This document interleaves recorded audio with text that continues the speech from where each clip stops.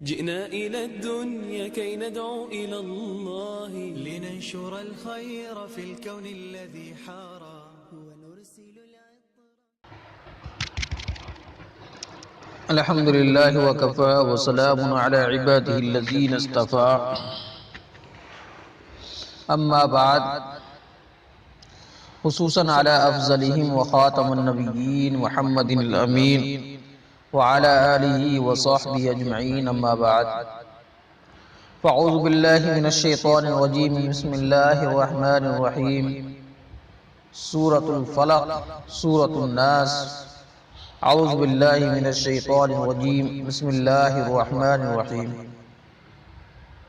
قل اعوذ برب الفلق من شر ما خلق ومن شر غاسق اذا وقب ومن شر النفاثات في العقد ومن شر حاسد اذا حسد بسم اللہ الرحمن الرحیم قل اعوذ برب الناس ملک الناس الہ الناس من شر الوسواس الخناس الذي يوسوس في صدور الناس من الجنة والناس صدق اللہ العظیم رب اشرح لي صدری ويسر لي امری واحلل عقدۃ من لسانی یفقہوا قولی محترم حضرات، آج ہم اس مجلس میں سورہ فلق اور سورہ ناس کا مطالعہ کریں گے۔ سب سے پہلے ترجمہ سورہ فلق کا یہ ہے، قل اعوذ برب الفلق۔ اے محمد صلی اللہ علیہ وسلم، آپ فرما دیجئے میں پناہ میں آیا صبح کے رب کی، من شر ما خلق، ہر چیز کی بدی سے جو اس نے بنائی۔ اللہ نے جو بھی مخلوق شر والی بنائی ہے اس کے شر کی میں اللہ سے حفاظت چاہتا ہوں اور میں پناہ چاہتا ہوں، من شر ما خلق، اور اس چیز کی بدی سے جو اس نے بنائی، ومن شر غاسق اذا وقب، اور بدی سے اندھیرے کی جب سمٹ آئے، پورا اندھیرا چھا جائے، اس کے اندر جو شرور ہو، جو فتن ہو، اس سے بھی میں اللہ سے پناہ مانگتا ہوں۔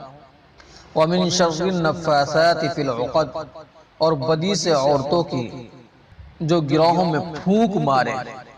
وَمِن شَرِّ حَاسِدٍ إِذَا حَسَدَ، اور بدی سے برا چاہنے والے کی جب لگے ٹوک لگانے۔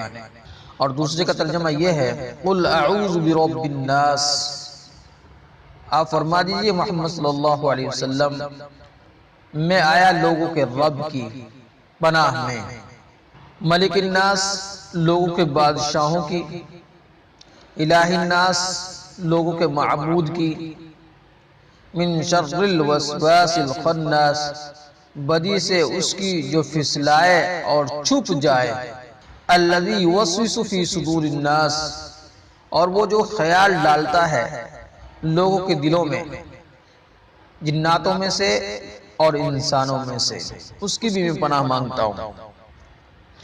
قرآن کریم کی دو آخری سورتیں سورہ فلق اور سورہ ناس یہ معوذتین کہلاتی ہیں۔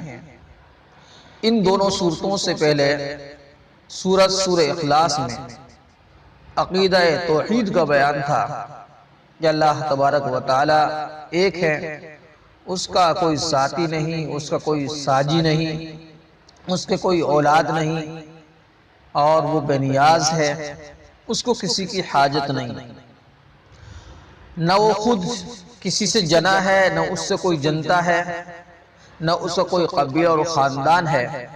گویا کہ سورہ اخلاص میں اللہ تبارک و تعالی کی توحید کا بیان تھا، اور یہ کہ نجات کا دار و مدار اسی پر ہے کہ خداوند عالم کو اس کی ذات و صفات کے لحاظ سے یکتا مانا جائے اور سمجھا جائے کہ واقعاتاً اس کائنات کا بنانے والا اور اس کائنات کو چلانے والا صرف واحد اللہ ہے، اور اس طرح نہ اس کا کوئی نمونہ ہے، نہ اس کی کوئی ہمسری کرنے والا ہے۔ اسی عقیدے کا نام ایمان ہے، اور اس پر بندے کی نجات و کامیابی موقوف ہے۔ اب اس سورت مبارکہ میں مومن کے عقیدہ اور انسان کی سعادت میں جو چیزیں خلل انداز ہیں اور اس کو ہلاکت و تباہی میں ڈالنے والی ہیں ان کو بیان کیا جا رہا ہے۔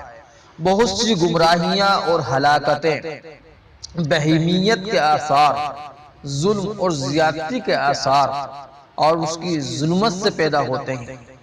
تو ضرورت ہے کہ نور عقل کی روشنی، نور ہدایت سے ان ظلمتوں کو، ان تاریکیوں کو، ان اندھیروں کو دور کیا جائے۔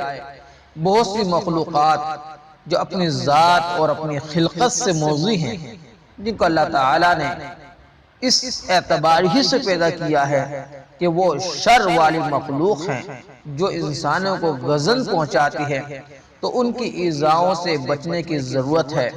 بہت سی مفسدانہ سازشیں اور تدابیر ایسی ہوتی ہیں تو ان سے بھی حفاظت کی ضرورت ہے۔ بہت سی کمینہ خصلتیں اور انسان کے اندر بری عادات ہوتی ہیں تو ان سے بھی پناہ ضروری ہے۔ تو ان تمام مہلکات اور شرور و مفاسد سے بچنے کی ان دونوں صورتوں میں تعلیم دی گئی ہے۔ ان دونوں صورتوں کا شان نزول حافظ ابن کثیر رحمت اللہ علیہ فرماتے ہیں کہ مسند احمد میں ہے کہ نبی اکرم صلی اللہ علیہ وسلم پر ایک یہودی نے جادو کیا جس سے کئی دن تک آپ بیمار رہے۔ پھر حضرت جبریل علیہ السلام نے آ کر بتایا کہ فلاں یہودی نے آپ پر جادو کیا ہے اور فلاں کنویں میں گرہ لگا رکھی ہے، آپ کسی کو بھیج کر اسے نکلوا لیجئے۔ حضور اکرم صلی اللہ علیہ وسلم نے آدمی بھیجا اور اس کنویں سے وہ جادو نکلوا لیا، گرہ کھول دی، سارا اثر جاتا رہا۔ پھر آپ صلی اللہ علیہ وسلم نے اس یہودی سے کبھی اس کا ذکر نہیں کیا۔ صحیح بخاری شریف میں حضرت عائشہ صدیقہ رضی اللہ تعالی عنہا سے مروی ہے کہ رسول اللہ صلی اللہ علیہ وسلم پر جادو کیا گیا۔ آپ صلی اللہ علیہ وسلم سمجھتے تھے کہ آپ ازواج مطہرات کے پاس آئیں، حالانکہ نہ آتے تھے۔ حضرت سفیان فرماتے ہیں یہی سب سے بڑا جادو کا اثر تھا۔ جب یہ حالت آپ کی ہو گئی تو ایک دن آپ فرمانے لگے کہ عائشہ، میں نے اپنے رب سے پوچھا اور میرے پروردگار نے بتلا دیا، دو شخص آئے، ایک میرے سرہانے بیٹھا اور ایک میرے پاؤں کی طرف۔ سرہانے والے نے دوسرے سے پوچھا ان کا کیا حال ہے؟ اس نے کہا ان پر جادو کیا گیا ہے۔ پوچھا کس نے جادو کیا ہے؟ کہا لبید ابن عاصم نے، جو یہودیوں کے حلیف بنی رزیق کے قبیلے کا ہے اور منافق بھی ہے۔ کہا کس چیز میں جادو کیا ہے؟ کہا سر کے بالوں اور کنگھی کے دندانوں میں۔ پھر اس نے پوچھا کہ وہ کہاں ہے؟ جواب دیا کہ کھجور کے اس غلاف میں جس میں کھجور کا پھل پیدا ہوتا ہے، اور بیر زروان ایک کنویں کا نام ہے، ایک پتھر کے نیچے مدفون ہے۔ پھر آپ صلی اللہ علیہ وسلم اس کنویں پر تشریف لے گئے اور اس میں سے وہ نکلوایا۔ اس کا پانی ایسا تھا گویا کہ مہندی کا گدلا پانی، اور اس کے پاس کے کھجور کے درخت شیطانوں کے سر جیسے تھے۔ حضرت عائشہ صدیقہ رضی اللہ تعالی عنہا نے کہا کہ آپ نے اس کا اظہار کیوں نہیں کر دیا؟ فلاں شخص نے یہ حرکت کی ہے۔ آپ صلی اللہ علیہ وسلم نے فرمایا مجھے اللہ تعالیٰ نے شفا دے دی اور مجھے یہ پسند نہیں میں کسی شخص کے لیے کسی تکلیف کا سبب بنوں۔ مطلب یہ تھا اگر اس کا علم لوگوں کو ہو جائے گا کہ فلاں نے یہ کام کیا تو لوگوں سے اسے ایذا دیں گے اور ممکن ہے کوئی سر پھرا اس شخص کو قتل بھی کر دے۔ بعض روایتوں میں یہ بھی ذکر ہے کہ آپ ایک کام کرتے نہ تھے اور جادو کے اثر سے یہ معلوم ہوتا تھا گویا کہ کر چکے ہیں۔ یہ کیفیت 6 مہینے تک آپ صلی اللہ علیہ وسلم کی تھی۔ تفسیر ثعلبی میں حضرت ابن عباس اور حضرت عائشہ رضی اللہ تعالی عنہما سے مروی ہے کہ یہود کا ایک بچہ نبی اکرم صلی اللہ علیہ وسلم کی خدمت کیا کرتا تھا۔ اسی کے ذریعے یہودیوں نے آپ کے چند بال اور کنگھی کے چند دندانے منگوا لیے اور میں جادو کیا۔ اس کام میں زیادہ تر کوشش کرنے والا لبید ابن عاصم تھا۔ پھر زروان نامی کنویں میں جو بنی زریق کا تھا اس میں ڈال دیا۔ پھر حضور اکرم صلی اللہ علیہ وسلم بیمار ہو گئے، سر کے بال جھڑنے لگے، خیال آتا تھا کہ ازواج مطہرات کے پاس گئے ہیں، حالانکہ آئے ہوئے نہ ہوتے تھے۔ آپ اس کیفیت کو دور کرنے کی کوشش بھی کرتے تھے، لیکن وجہ معلوم نہ ہوتی تھی۔ 6 ماہ تک یہی حالت رہی۔ پھر وہ واقعہ ہوا جو اوپر بیان ہوا کہ فرشتوں کے ذریعے آپ کو پورے احوال کی اطلاع دے دی گئی۔ آپ نے حضرت علی، حضرت زبیر اور حضرت عمار بن یاسر رضی اللہ تعالی عنہم کو بھیج کر کنویں کے وہ سب چیزیں نکلوائی۔ ان میں ایک تان تھی جس میں 12 گرہیں لگی ہوئی تھی، ہر گرہ پر ایک سوئی چبھی ہوئی تھی۔ پھر اللہ تعالیٰ نے یہ دونوں صورتیں نازل فرمائی۔ حضور اکرم صلی اللہ علیہ وسلم ایک ایک آیت ان کو پڑھتے جاتے تھے اور اس کی ایک ایک گرہ خود بخود کھلتی جاتی تھی۔ جب دونوں صورتوں کی تلاوت پوری ہوئی تو سب گرہیں بھی کھل گئی اور آپ بالکل شفا یاب ہو گئے۔ چنانچہ علامہ ابن کثیر رحمۃ اللہ علیہ نے یہ تمام چیزیں اور تمام روایتیں نقل کی ہے۔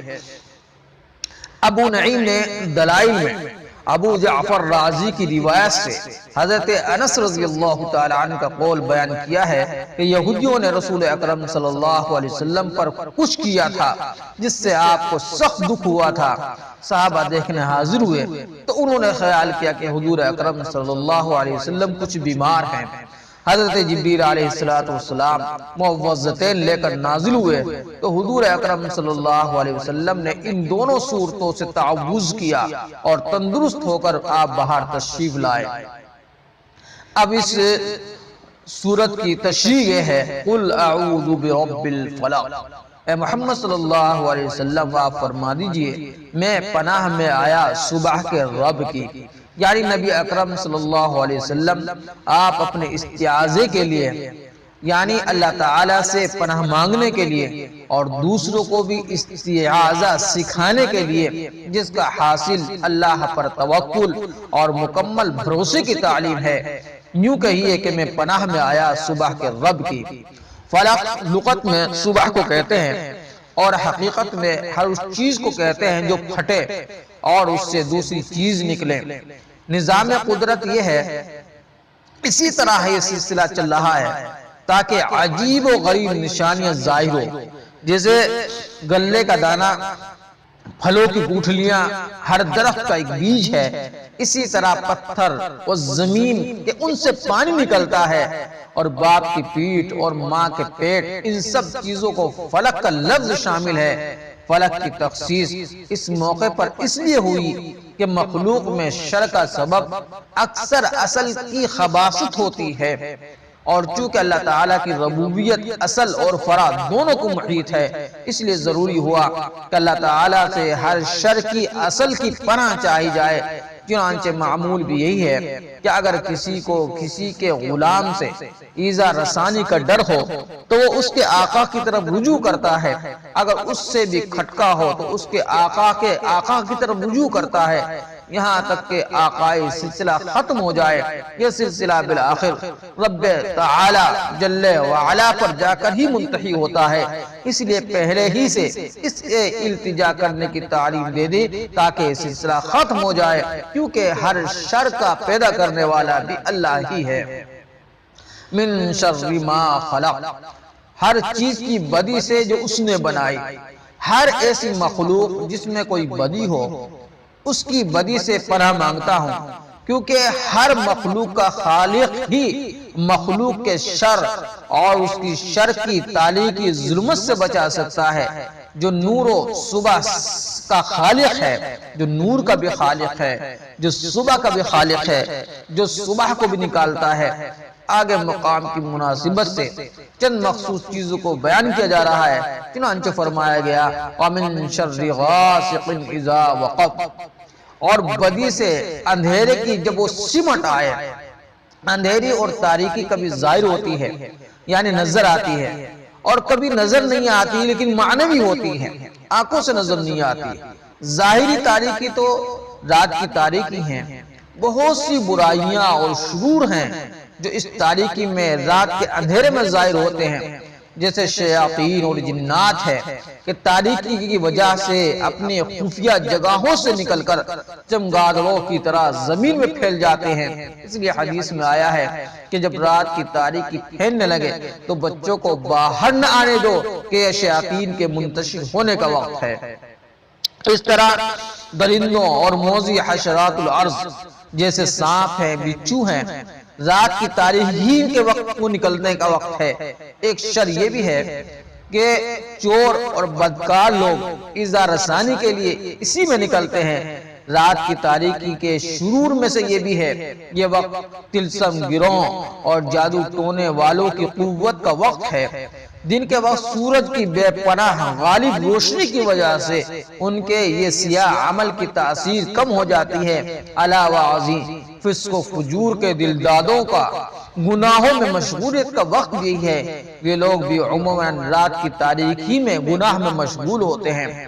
اور معنوی تاریکی بھی کئی قسم کی ہے، یعنی اس کے شر اور برائی کی بھی مختلف صورتیں ہیں۔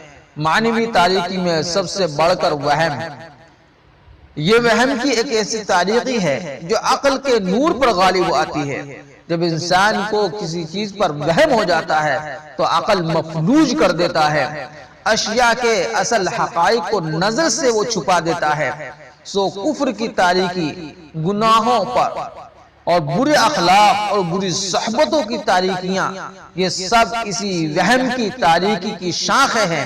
ان تمام ظاہری اور معنوی تاریکیوں سے پناہ غاسق کے لفظ سے کی گئی ہے۔ وَمِن شَرِّ النَّفَّاثَاتِ فِي الْعُقَدِ، اور بدی سے عورتوں کی جو گروہوں میں پھونک مارے۔ لفظ النفاثات نفس سے مشتق ہے جس کے معنی پھونک مارنے کے ہیں، اور لفظ عقد کی جمع ہے جس کے معنی گراہ کے ہیں۔ النفاثات فی العقد کے معنی ہوئے گروہوں میں پھونکنے والیاں، یعنی جادو کرنے والیاں۔ جادو کرنے والے ڈورے اور تانت وغیرہ میں گرہ لگا کر اس پر جادو کے کلمات پڑھ کر پھونکتے ہیں۔ اب آیت کریمہ کا مطلب یہ ہوا کہ میں پناہ مانگتا ہوں ان عورتوں کے شر اور بدی سے جو منتر پڑھ کر تانت وغیرہ میں گرہ لگا کر جادو کرتی ہے۔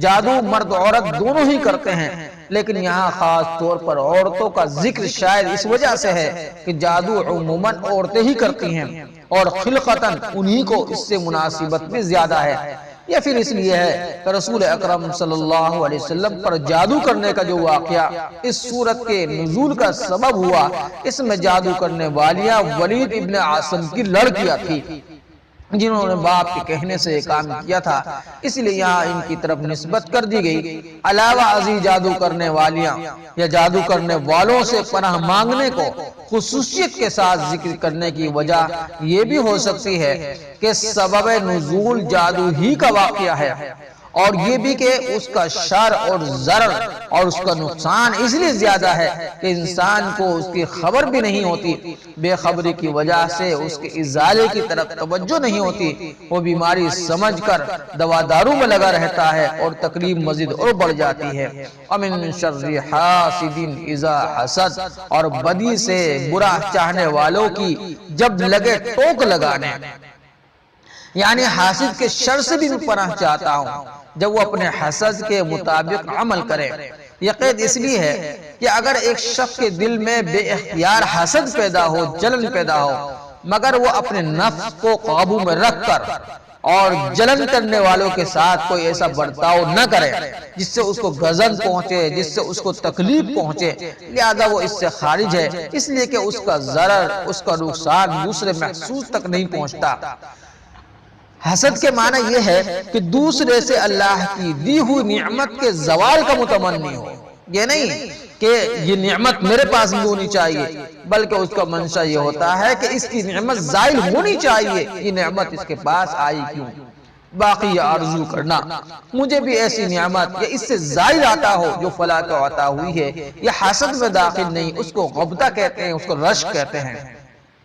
اس آیت میں حسد سے پناہ مانگی گئی ہے، اس کی وجہ یہ ہے کہ حسد تمام برائیوں میں سب سے زیادہ قبیح برائی ہے، اس لیے کہ عالم میں جو بھی برائیاں وجود میں آتی ہیں وہ دو قسم سے خارج نہیں ہیں۔ یا تو وہ ایسی برائیاں ہیں جو ارادہ اختیار والوں سے سرزد ہوتی ہے، برائیاں جو بھی ہے اس کا ارادہ انسان کرتا ہے، جیسے ظلم ہے، قتل ہے، لوٹ ہے، یہ ایسی برائیاں ہیں جو انسان جس کا ارادہ کرتا ہے تبھی یہ انسان سے سرزد ہوتی ہے۔